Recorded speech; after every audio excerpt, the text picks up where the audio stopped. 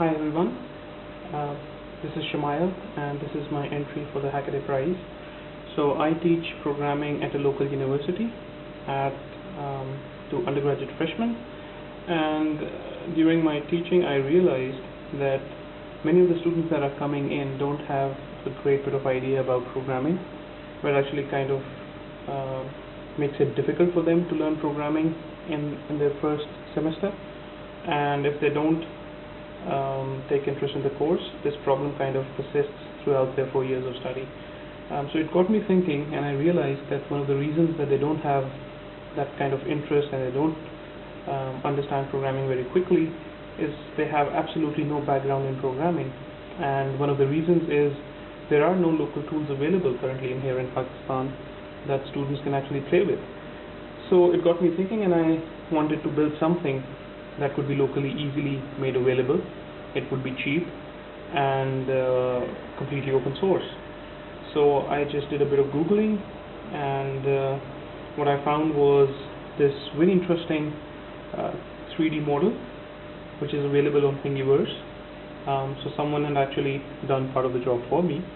So I used this model from Thingiverse, and so in order to program this, we have an Arduino here with a rechargeable nickel cadmium battery, and this particular model uses continuous servos, which you can see at the bottom of this.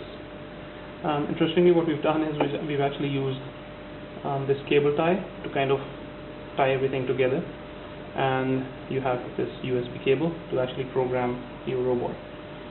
The best part is that not only high school kids can actually use this to program or use this to learn programming.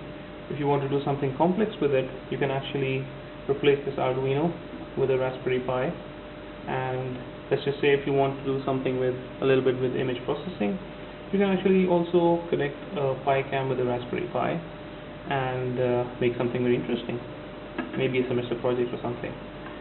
So the kids can actually program this mobile robot using a drag and drop graphical user interface, and interestingly that graphical user interface is also completely open source. It's called ArduBlock.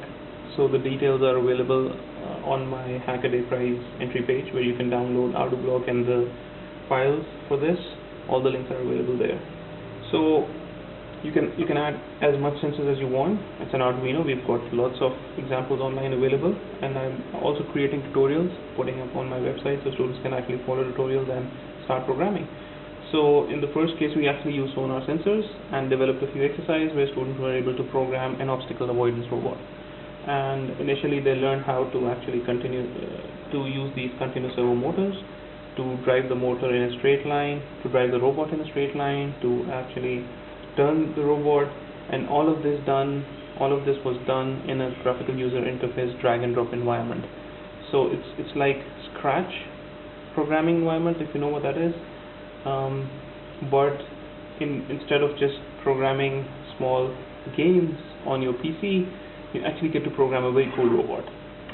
So this is a completely open source. All the details are available on the Hackaday page, and you can go and start programming. Thank you.